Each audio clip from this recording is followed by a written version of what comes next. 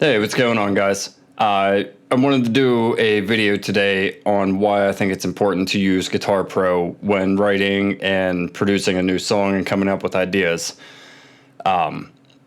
First, I'll play a little piece of the new piece that I'm working on, just to give an idea of what we're listening to.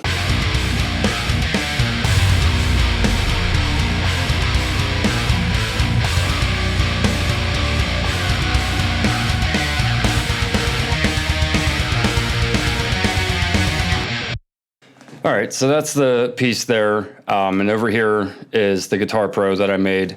There's a few reasons for this. The main one for me is to be able to use the MIDI from this in writing. But another reason is I may not be playing this song for 6 months to a year from now. I'm not going to practice this all the time. I'm not going to remember it. So when it comes time to play this, I can easily pull it back up and relearn it and move on without too many headaches. But for the writing process, I exported the MIDI and I took out any of the higher notes in the bar chords or any chords in general and just left the low notes. And really quickly, I have the bass line. And this, if you're using MIDI bass, any kind of VST stuff, even if it's just demo work, it just makes your life so much quicker.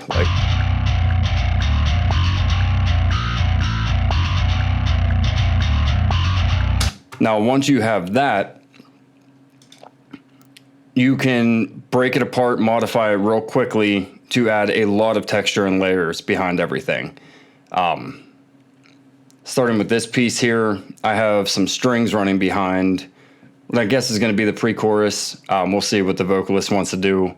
But this section here, we have 2 sets of strings playing.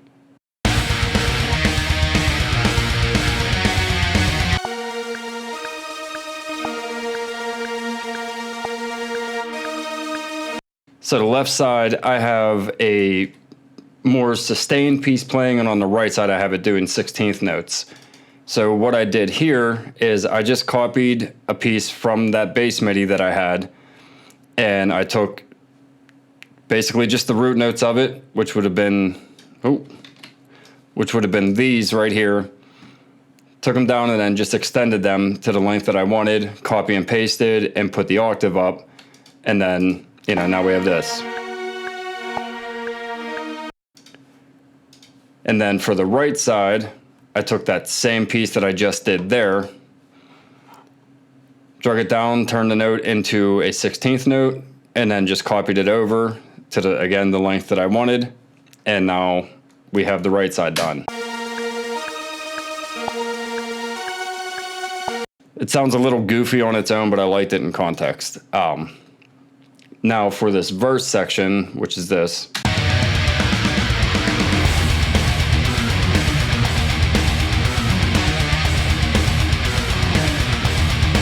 I have 2 parts going. There's a synth with some strings, but then there's brass behind it too.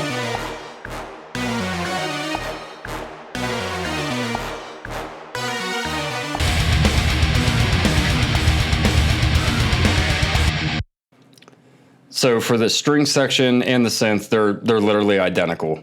I took that part and all I did was just removed the chuggy part of the riff. So I was just left with the runs of each part because that's all that I really wanted accented there.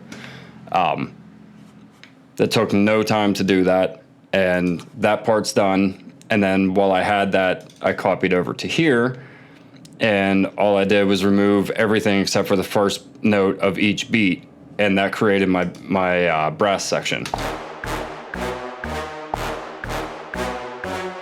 And that's kind of there just to add that little bit of a pulse behind the riff. It's not going to be a focus point, but it's there and it's enough to give a little bit of extra texture. And then what do we have at this part here? Oh, the what's going to be the chorus.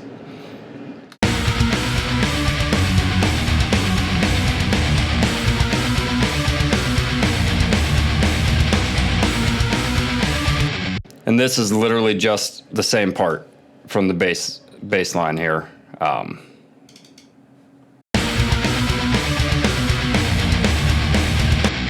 It's the same thing, just moved up an octave or two. Depending on what you're using, you can play around with that. But yeah, I mean, I was able to get a lot of this song, a lot of texture behind it, really quick, really easily. Over this other section, I have a choir running.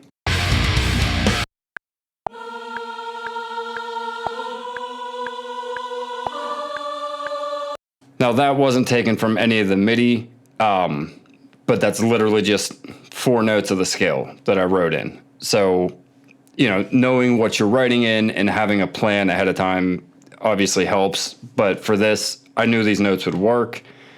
Like I said, they're just 4 notes from the scale, played right over top of it.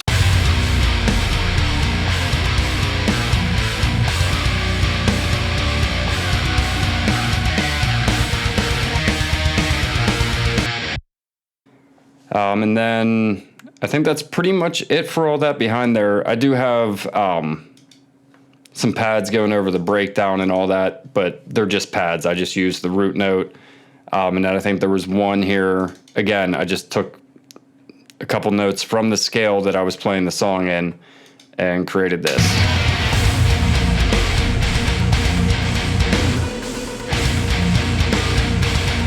Then even this acid stem, same thing. That's just an arpeggiated synth.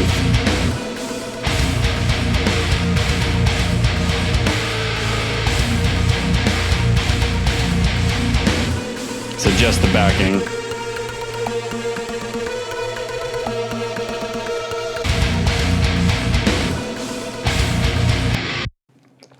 And that's pretty much it. And this song has a lot of texture behind it. I really like it.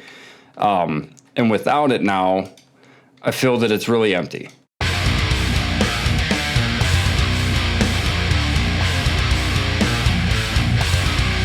Like, it's still a cool riff. I like it a lot, obviously. But now let's bring that back in. Without, then now with it.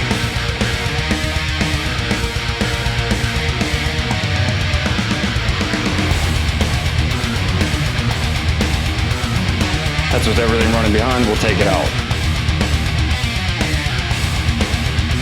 Like I said, it's still cool, but now it sounds really empty to me. We'll put it back.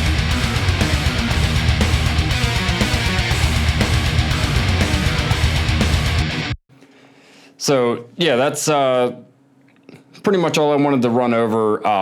Like I said, I think using GuitarPro is really important. It's really easy to do. It's not hard to tab your songs out. Myself personally, I like to write the song while I'm in the moment. I don't touch GuitarPro until I'm done, basically. I'll play everything, write it, and then I'll go back through and write the tabs out. And an advantage to that is I already have the feel. I like how it is, but I can double check to make sure that I'm musically correct. Things make sense. If, there's a few notes that are off, I can adjust those and then go back whenever I do the final tracking of it and hit it the way that it should be. But yeah, like I said, after that's done, it may be a long time until you're playing the song again. So this way you don't have to listen through by ear, try to figure out what you played, especially if there's any kind of like real technical runs or anything. And then you can really quickly and easily add a lot of texture and excitement to the music just from printing that MIDI off and playing around and throwing some some sample libraries on and just seeing what you come up with. I mean, the bulk of this backing stuff, it did not take me very long to do this at all. I mean, the whole song start to finish was an evening.